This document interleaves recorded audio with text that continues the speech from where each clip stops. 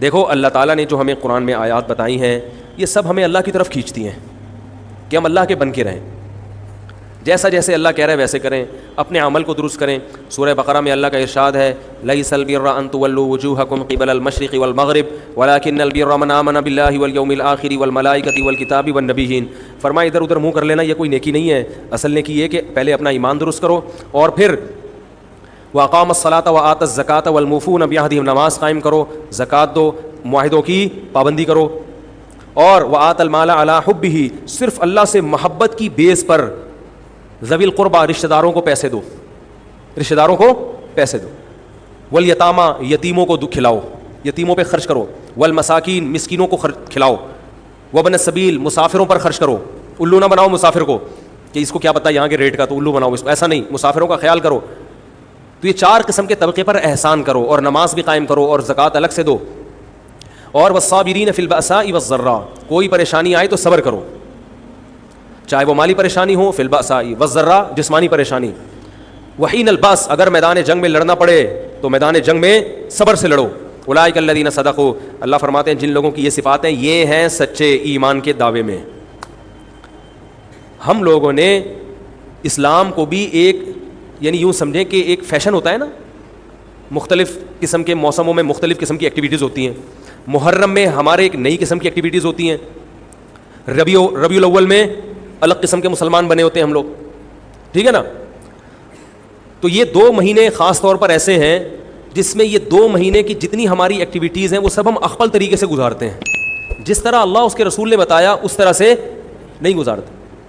اسلام میں کسی کی یوم ولادت یا یوم شہادت یا یوم وفات اس کو کوئی اہمیت نہیں دی گئی ہے. اگر دی گئی ہوتی تو سب سے پہلے محمد صلی اللہ علیہ وسلم کا یوم وفات کا دن ایسا تھا کہ اس پہ ہمیں غم منانے کا حکم دیا جاتا, اور یوم ولادت ایسی تھی جس پہ ہمیں خوشی منانے کا حکم دیا جاتا. کہیں بھی نہیں ملتا ہمیں. بعض حضرات یہ کہتے ہیں کہ آپ صلی اللہ علیہ وسلم کو خواب آیا تھا جس میں بتایا گیا کہ آپ کے نواسے حضرت حسین جو جنت کے سرداروں کے, جنت کے نوجوانوں کے سردار ہیں, ان کو آپ کی امت شہید کرے گی. تو آپ بلک بلک کے رونے لگے. اس سے بعض لوگ استدلال کرتے ہیں دیکھو غم حسین میں رونا چاہیے.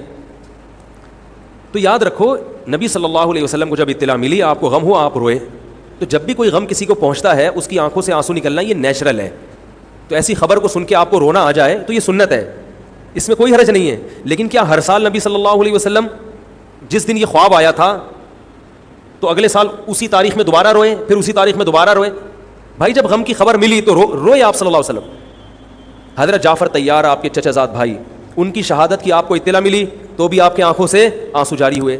تو کیا اب حضرت جعفر کے غم میں رونا بھی سنت ہوگا؟ بولو نا بھائی.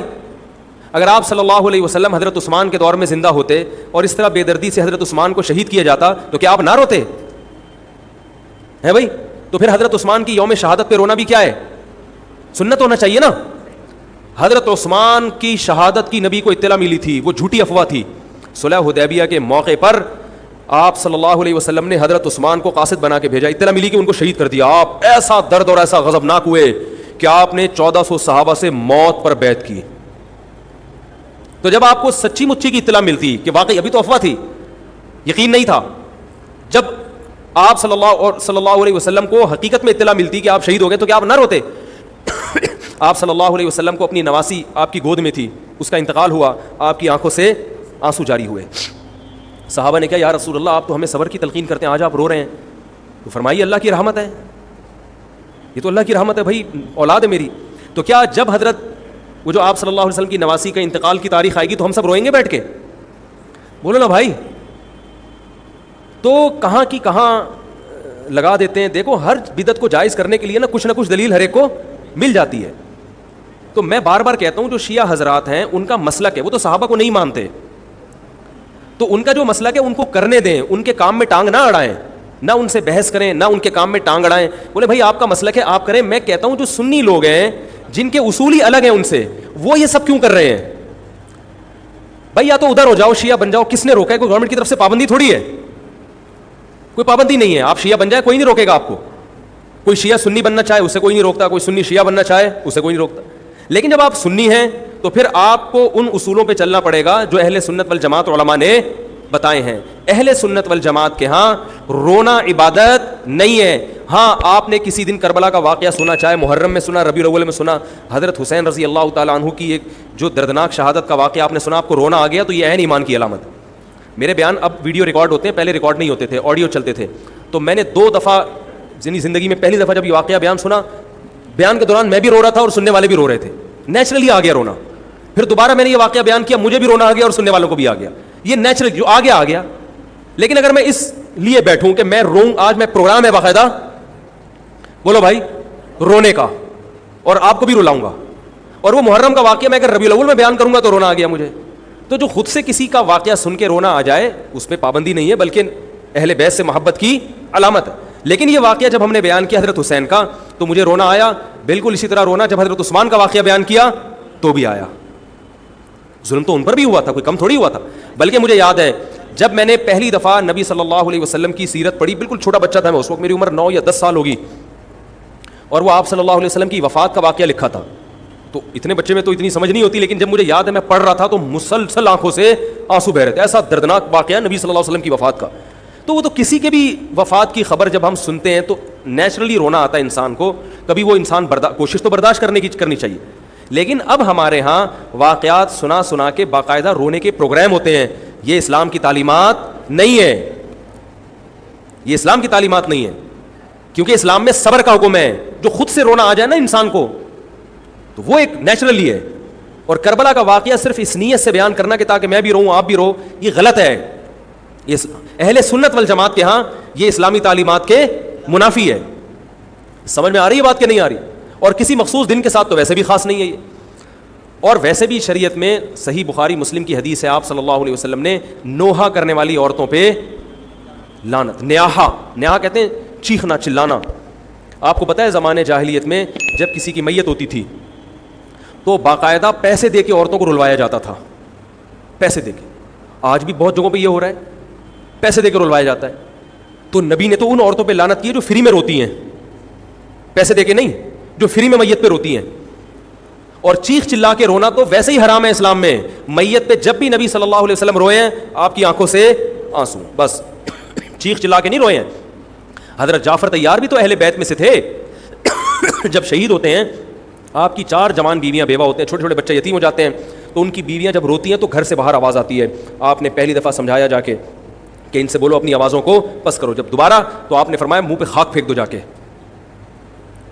حالانکہ ان کا جو رشتہ حضرت جعفر طیار سے تھا وہ ہمارا نہیں ہے, ہم تو بہت دور کے ہیں. اہل بیت سے جو جتنا ان کی بیویوں کا رشتہ ہے اتنا تو ہمارا نہیں ہے نا. ان کو چیخ کے رونے کی اجازت نہیں تھی. اور آج ہمارے ہاں کیسے ہوتا ہے, ہاں ہو چیخ رہے ہیں, پیٹ رہے ہیں. گریبان چاک کرنا اسلام میں حرام ہے روتے ہوئے. گریبان چاک کرنا اس پہ لعنت ہے نبی صلی اللہ علیہ وسلم کی. تو آج گریبان بھی چاک ہو رہا ہے, رو بھی رہے ہیں, پیٹ بھی رہے ہیں. تو بھائی وہ شیعہ حضرات کا ایک مسلک ہے, ان کی رائے ہے, ان کو ان کی رائے پہ چلنے دو. آپ جو اہل سنت والجماعت کو فالو کرتے ہو تو یا تو ادھر ہو جاؤ یا ادھر ہو جاؤ, درمیان میلہ لٹکو. درمیانی آدمی کہیں کبھی نہیں ہوتا. درمیان کی جو جنس ہے وہ کہیں کی ہوتی ہے. وہ بیچارہ نہ مرد سے شادی کر سکتا ہے نہ عورت سے. وہ کہتا ہے یا اللہ اگر مجھے آپشن دیتا یا تو ادھر کر دیتا, یا وہ تو ایک اللہ نے آزمائش بنا دی اس کو بیچارے کو, وہ آزمائش ہے, اسی آزمائش پہ اس کو قیامت کے دن اجر ملے گا. لیکن اپنے اختیار سے انسان بیچ کا بننے کی کوشش کرے یہ ٹھیک نہیں ہوتا. اپنے اختیار سے یا تو شیعہ بن جاؤ یا پورے سنی بن جاؤ. تو اہل سنت حدیث کی کتابوں کو فالو کرتے ہیں, اور جو ہماری بخاری مسلم ہے شیعہ حضرات نہیں مانتے ان کتابوں کو, وہ نہیں فالو کرتے ان کو. تو ہم تو ان کو فالو کرتے ہیں.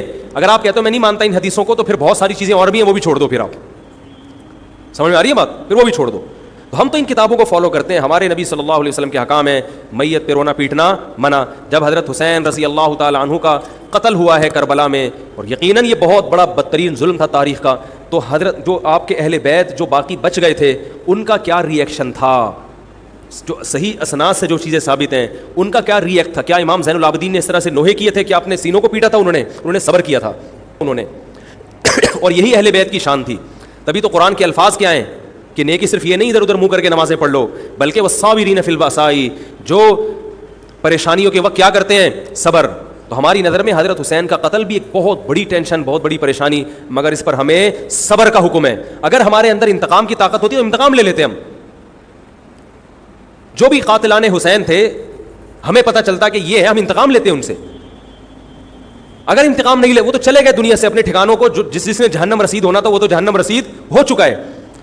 اور اللہ نے حضرت حسین رضی اللہ تعالیٰ عنہ کو شہادت کی برکت سے جنت کے جوانوں کا سردار بنا دیا ہے. تو جس کا جو ٹھکانہ تھا, جس ملعون نے جہاں جانا تھا وہ چلا گیا. اب قرآن کیا کہہ رہا ہے, تلک امۃ قد خلت, جہاں بھی قرآن ایسے واقعات بیان کرتے ہیں, یہ قوم تھی جو گزر گئی, لہا ما کسبت, جس نے جو کیا اس کا بدلہ ملے گا, ولکم ما کسبتم, اب تمہارے اعمال اللہ دیکھے گا. اعمال کا مطلب دیکھے گا جن چیزوں کو اللہ نے حلال کیا تم اس پر عمل کرتے ہو, جن چیزوں کو حرام قرار دیا اس سے بچتے ہو کہ نہیں بچتے, یہ چیزیں دیکھی جائیں گی. تو محرم کے ایک الگ, ہمیں محرم نبی صلی اللہ علیہ وسلم کی زندگی میں ہمیشہ آیا ہے, اس میں کیا احکام ہے. محرم میں آپ نے نکاح بھی کیا ہے, محرم منحوس نہیں ہے, محرم تو اشہر حرم میں سے ہے, برکت والا مہینہ ہے, اس میں جو کام کیا جائے گا اس میں برکت ہوگی. اس میں شادی بیاہ کریں گے اس میں انشاءاللہ برکت ہوگی, اس میں کوئی اور عبادت کریں گے اس میں برکت. نبی صلی اللہ علیہ وسلم نے محرم کی الگ فضیلت بیان کی کہ اس میں عبادت کا ثواب, محرم کے روزوں کا ثواب عام مہینوں سے زیادہ ہے. تو یہ سب ہماری شریعت کی تعلیمات ہیں, تو ہمیں ایک طرف ہو جانا چاہیے, ہمیں اسی کو فالو کرنا چاہیے. ہاں یہ وہ دور نہیں ہے کہ آپ دوسروں پہ جا کے انگلیاں اٹھائیں, تم یہ کیوں کر رہے ہو, یہ کیوں, بس چھوڑ دو اس کو, جو جب اس کو سمجھ میں آئے گی تو آ جائے گا, نہیں آئے گی تو 73 فرقے ہیں نا, تو یہ آپ تھوڑی ختم کرو گے, یہ حضرت عیسیٰ علیہ السلام آ کے ختم کریں گے. تو جو کام عیسیٰ علیہ السلام کا ہے وہ خود کرنے کی کوشش بولو بھائی مت کرو. آپ دیکھو کہ ان میں جو صحیح ہے اس کو فالو کرو, باقی بھائی جیسا کر رہے ہو. ہمارے پاس نہ کوئی پولیس ہے نہ کوئی پاور ہے, پولیس بھی ہوتی تو بھی کچھ نہیں کرتی, ہم اگر پولیس میں ہوتے تو کیا کر لیتے. فساد ہوتا ہے ان چیزوں سے. افغانستان میں جب طالبان کی حکومت تھی, وہ بھائی کون سی والی گھڑی صحیح ہے, میری گھڑی میں تو کیا ٹائم ہو رہا ہے, کبھی آگے چلیے. اچھا پھر ابھی بس اذان ہونے والی ہے, ٹھیک ہے بتا دو. تو کیا کہہ رہا تھا یار میں, وہاں افغان طالبان کی جب حکومت تھی 5 سال, تو انہوں نے بھی شیعہ کی امام بارگاہ کو ختم نہیں کیا تھا. سمجھ رہے بات, ایک حد بندی کر دی تھی, ختم نہیں کیا انہوں نے بھی شیعوں سے سلو کی تھی, مذاکرات کیے تھے, بھائی ٹھیک ہے آپ اپنی امام بارگاہ کے اندر جو آپ کی ایکٹیویٹیز ہیں آپ وہ کرو. حالانکہ کتنی پاورفل حکومت تھی, اس لیے کہ اتنی بڑی تعداد میں انہوں نے کہا بھائی ہم کیسے پابندی لگائیں, ایک پورا ایسے ممکن نہیں ہے ہمارے لیے. تو گورنمنٹ کے لیے بہت سی چیزیں ممکن نہیں ہوتی, پابندیاں نہیں لگا سکتی گورنمنٹ. تو جو طالبان نہیں ختم کر سکے, حالانکہ طالبان سنی مسلک کے تھے اور وہ شیعہ بالکل ایک, میں نے وہاں امام بارگاہ میں اذانیں بھی سنی ہیں, ریڈیو پہ اذان آتی تھی امام بارگاہ سے, میں نے خود سنی ہے کہ بھائی میں نے یہ کہاں سے آ رہی ہوں, افغانستان سے, میں اس وقت اذان, افغانستان کا چینل اس وقت آتا تھا طالبان کا اردو میں چینل, تو اس میں اذان آ رہی ہوتی تھی شیعہ حضرات کی. تو فرقواریت کا یہ طریقہ ختم کرنے کا نہیں ہے کہ آپ جا کے ان کو چھیڑیں تنگ کریں, بھائی یہ بہت عرصے سے چلے آ رہے ہیں, چلتے رہیں گے. جو صحیح ہوگا اس کو حضرت عیسیٰ علیہ السلام نافذ کر دیں گے, جو غلط کو ڈیلیٹ کر دیں گے خود ہی. اگر ہم غلط ہوئے تو حضرت عیسیٰ علیہ السلام سب سے پہلے ہماری گردنیں اڑا کے ہمیں ڈیلیٹ کر دیں گے, ٹھیک ہے نا. اگر وہ غلط ہوئے تو ان کو ختم کر دیں گے, تو یہ ان کا کام ہے. آج کسی کے بس میں یہ نہیں ہے. تو میں یہ اس لیے کہہ رہا ہوں کہ لڑو مت, گالی گلوچ مت کرو, فیس بک پہ ایک دوسرے کے خلاف نیگیٹو کمنٹس مت کرو, کیونکہ ہم اختلافات کے متحمل نہیں ہیں. ہمیں بہرحال قومی سطح پہ ایک ہی بن کے رہنا ہے. پاکستان کے مقابلے میں جو ہمارے دشمن ہیں ان کے مقابلے میں ہمیں ایک بن کے رہنا. جہاں تک مذہب کا تعلق ہے, بھائی آپ کا مسلک اجازت دیتا ہے آپ کریں, ہمارا مسلک ہمیں اس کی اجازت, ہمارا مسلک ہمیں ماتم دیکھنے کی بھی اجازت نہیں دیتا. سمجھ میں آ رہی ہے بات, ہمیں دیکھنے کی بھی اجازت نہیں, ہم دیکھیں گے بھی نہیں. آپ کا مسلک ہے آپ کریں. تو لڑنا بھڑنا نہیں ہے, میں صرف یہ کہہ رہا ہوں کہ ایک طرف ہو جاؤ, یا ادھر یا بولو بھائی ادھر ہو جاؤ. تو ہم یہ چیزوں کو غلط سمجھتے ہیں, نہ ماتم کو جائز سمجھتے ہیں, نہ رونے پیٹنے کو جائز سمجھتے ہیں. جس طرح سے رویا جا رہا ہے, کسی کو واقعہ کربلا سن کے رونا آ جائے, یہ ایمان کی علامت ہے اہل بیس. لیکن یہ کوئی سنت عمل نہیں ہے کہ باقاعدہ اس کو رلانے کے لیے آرڈر پہ بٹھایا جائے کہ چلو کربلا کا واقعہ سن کے رونا سنت ہے تو آپ بیٹھو تو رو. ایسا نہیں ہے, کچھ ایسی شریعت میں نہیں ہے. اللہ تعالیٰ سے دعا ہے کہ اللہ تعالیٰ ہمیں اہل سنت والجماعت میں اگر ہم ہیں تو حقیقی معنوں میں اس میں داخل کر لے, اور پھر اسی کو فالو کرنے کی توفیق عطا فرمائے, اور ملک کو بدامنی سے محفوظ فرمائے. سبحانک اللہم و بحمدک, نشہد ان لا الہ الا انت, نستغفرک و